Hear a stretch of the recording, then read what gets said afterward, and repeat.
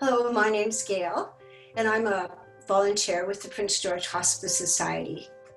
I'm a retired oncology nurse of 23 years and have always been a great supporter of palliative care and grief and bereavement.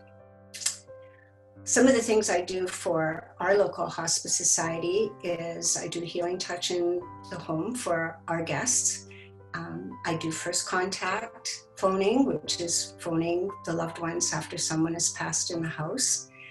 And I do broken circle and do some of the orientation to our hospice society.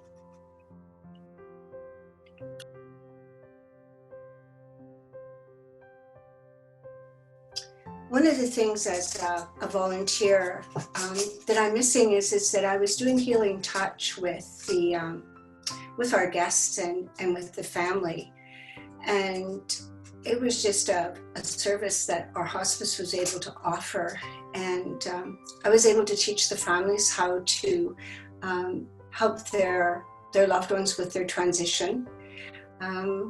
Also, it was being able to touch the guests, touch the family, be able to do healing touch and relaxation with them as well.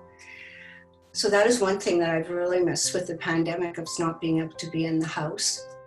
But the other thing is that in our hospice here, the family, a couple of family members are allowed to be in the room. And one of the most beautiful gifts of hospice is allowing them to be a family again. It allows the person who is dying to be the mother, the father, the wife, the mom or dad, the grandparent, and it allows the family to be who they are too.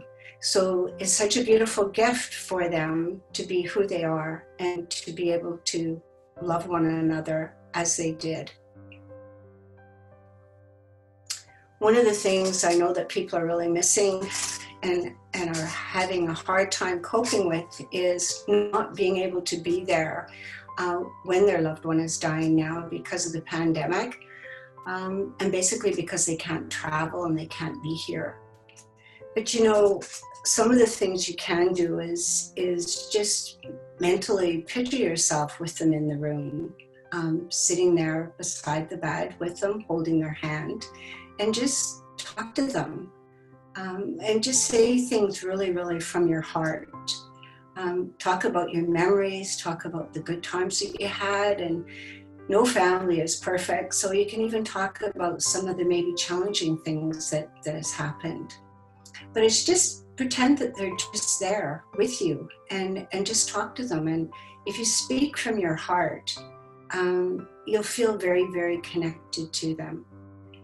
So that is just a really simple thing that you can do. And you can talk to them all the time after as well. And another thing that's really lovely to do is just to sit and write a letter, and just write everything out about how you feel. And if you find that easier, and then you can read it to them. And you can always just say goodbye, or if it's appropriate, you can just tell them about how much that you really, really love them.